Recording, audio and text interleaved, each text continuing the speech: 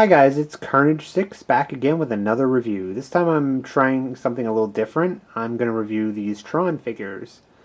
Now Tron came out when I was a kid and I really loved it back then, and well, I still love it now. So when I saw these figures on eBay, I had to jump at the chance to get them. Now, I am missing one of the figures because the bidding went way too high, so I don't actually have the Flynn figure in his cycle, but basically this is a series of figures based on the movie Tron from the 80s by Disney, and it's made by a Japanese company called Medicom. And if you know the movie, you know that there was a scene, well, a pretty iconic scene with light cycle chase. And that's what we have here. We have different figures coming with different light cycles. First off, we have the main villain of the movie, Sark, with his blue light cycle. Then we have one of Sark's warriors with a yellow light cycle. And finally, we have one of the heroes of the movie, Tron, which obviously the movie is named after, and his orange light cycle. Now, I should point out that I haven't seen the movie in a long time, so I don't know if these are the actual light cycles each one drives in the movie. So maybe someone can post that as a comment if they know. And here they are out of the box. Now let's take a closer look at each one. Okay, first off, let's look at the one of Sark's troopers and his yellow light cycle. I think this is a really good figure. I do have some problems with it. First of all, the look of it is really amazing. It looks a lot better than the vintage figures. It looks a lot more accurate. Now, I thought because of the plastic on all these figures that they would glow in the dark, but I tried that and it doesn't work. Anyway, the only accessory he comes with is his staff, but that's really all he needs, because that's what he used in the film. And I'm not going to show you the articulation on this figure. I'm going to save that for Tron, because there's one thing that bugs me about it. If you can see the shoulders, the armor on the shoulders, it has a tendency to pop off really easily. You just move the arm and it pops off. So I'm just going to leave it like that. And next up we have Sark, who is the main villain of the movie.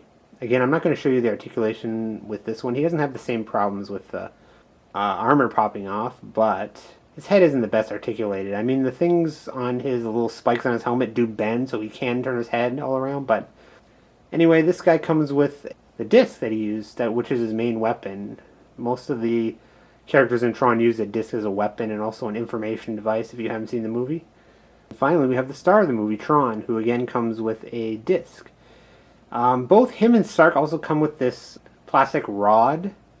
I'm not exactly sure what that is, but if I'm guessing, because they come with a light cycle, if you've seen the movie, they kind of, to turn into a light cycle, they kind of grab onto this rod, and then the light cycle sort of forms around them. I'm guessing that's what it is. If anyone knows, post a comment. Alright, now I'm going to first start off with the light cycles. Basically, they're just a cycle. Plastic, the front wheel spins, the back wheel spins. The front wheel is plastic, the back wheel is rubber, and also you can pop off the top of each one to accommodate putting a character in there, as that was what happened in the movie. In fact, it even comes with a little brochure showing you how to do it. A little piece of paper. And here we have the Tron figure. I hope you can see this pretty well. The articulation is really very good. He's 3 3/4 scale, just like a G.I. Joe, and he has pretty much the same kind of articulation as a G.I. Joe. I don't know if you can see the face there. Anyway, the head is a ball joint, as you can see. The upper part of the body is kind of on a ball joint. The lower part of the body seems to be on a ball joint too. This is sort of a ball joint as well. So, like, you know, amazing articulation. It goes all in and out, all the way around 360. The elbows do bend. The wrists, they're on a ball joint too, a very tiny one. So you can bend them any which way and spin them around 360. The legs, again, ball joints. So for a small figure, this guy is really packing a lot of articulation. Let's see, where else? Okay, he's got, again, he can bend at the knee. Looks like there's a cut joint right there. Yep, his whole leg can spin around. Again, the feet are on a ball joint too. They can go all over the place. Anyway, amazing articulation. Pretty good. And here's just a close-up of Sark if you want to see it. Again, pretty much the same articulation. And a close-up of the warrior. And again, these elbow pads here bug the hell out of me. You just move this thing and they'll pop off and you'll lose them because this figure's so small. Just be careful when you're posing this guy. You don't want to lose them. Okay, one part I forgot is that the light cycle has a cool feature. All the light cycles have a cool feature. If you know the movie, you'll know that these light cycles kind of have a trail coming out of the back of them, like a kind of laser wall, and then that's what it's kind of like a video game. Well, it is a video game, but basically they play a game where, you know, if you run into the other person's trail, you die. Anyway, you can clip the trail right onto the back if I can find the joint there.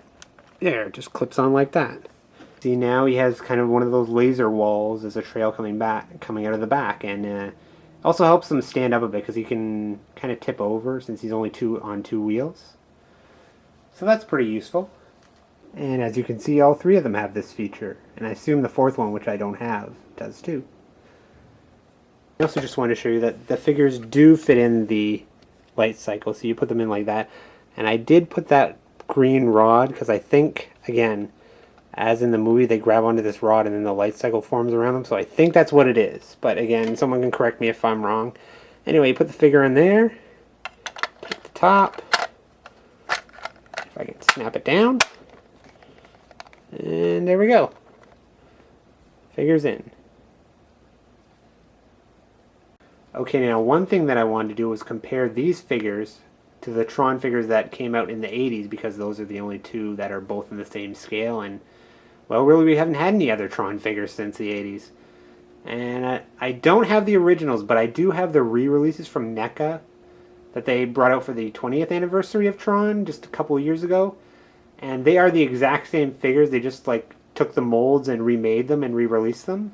As you can see, I have an example of the Sark figure from the 80s, well, the re-release, but it's pretty much the same figure. And the new Sark. As you can see, the new Sark on the right is very much more faithful to the original movie. The one on the left looks pretty cool because it's translucent plastic and stuff, but doesn't look too great. Also, the old figure, it has maybe 5 points of articulation, maybe, and I already showed you how many points of articulation these new figures have. The only thing I like better about it is that I think the disc for the old figure is glow in the dark. That would have been cool if this figure could glow in the dark. Still, you have to give it to the new figure. And now, here we can compare the new Medicom light cycle on the right to the vintage one from the 80s on the left. Well, really the NECA re-release, but same mold, so same car. As you can see, there really isn't much of a difference. I think both can fit the figures. I have never opened my re-release one, so I'm not sure about that, but I'm pretty sure. But there is a surprising thing in that the vintage one actually has a better feature on it than the new one. The new one is just a display piece. I mean, you can roll along the floor and stuff. But the older vintage release actually had an action feature. As you can tell from the pull string in it, you would stick the pull string into the light cycle and then pull it, and then it would zip along the floor. So that's a pretty cool feature. They should have put that in the new Medicom figure. And these things, the new Medicom figures, I think they go for like over $100. So, I mean, throwing in a gimmick like that would have been a cool nod to the old toy, and it would have made it a little bit more justifiable spending, like $100 on it. Okay, so that's it for my Tron Medicom figure review. Overall, I gotta say, these are the best figures we've gotten since the 80s, but that's not saying much because there's not much to choose from. I mean, Kubrick released some Tron figures, but they're the little squat kind of super deformed kind of looking things, and they don't really have a realistic look. So if you want something realistic, you're going to have to go with these. Now the problem is, these things are pretty damn expensive. I mean, I got into a bidding war on eBay, and this is the first time I've seen these figures in like a long time. They're from Japan, and they came out a couple of years ago, so they're hard to find. The only retailer I know that has it in stock is Toy Wiz, and I think they only have the Sark figure. Otherwise, I haven't found any retailers that carry this thing. You just have to get lucky and find them on eBay. The one on Toy Wiz goes for about 84 bucks. So on eBay they kind of go more if you get into a bidding war, and they don't come up very often. So overall, I would say if you want the best Tron figures with light cycles, which is always cool, you've got to go with these. There's no really any alternative. Now I'm hoping next year that they're going to release the new Tron movie, so but that they will make a whole bunch of new figures, including ones based on the original movie. We can only hope. I'm not sure if that's going to happen, but that's our best chance that it's going to happen is next year when the new Tron movie comes out. So until then, I hope you enjoyed my review, and see you next time. Bye.